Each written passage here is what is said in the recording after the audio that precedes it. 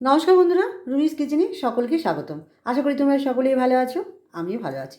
দুপুরে থালি নিয়ে চলে এসেছি। বাঙালির তো দুপুরে ভাত না হলে চলে না, তো ভাত অবশ্যই। ভাত নিয়ে নিয়েছি, ভাতের সঙ্গে লেবু আর একটা লঙ্কা, সাথে স্যালাড। স্যালাড বলতে আমি এখানে শশা নিয়ে নিয়েছি। আর আজকে রান্না করেছি কলমি শাক।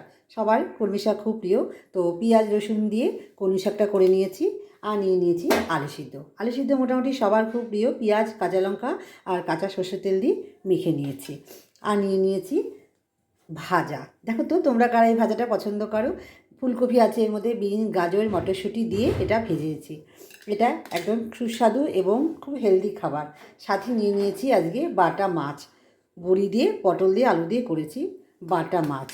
আর সবার শেষে তোমরা জানোই চাটনি। চাটনি আমার খুব প্রিয়, আমি নেবই প্রত্যেক দিন। আজকেও টক দই নিয়ে নিই, কারণ হচ্ছে টক দইটা ছিল না, তাই টক দই নিতে পারিনি। টক দই নিয়ে নিলাম না। আর নিয়েছি জিলাপি।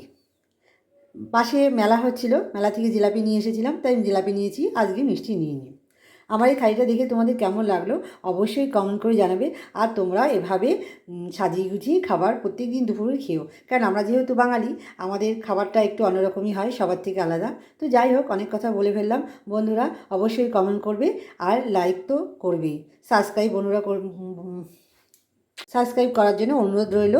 টাটা।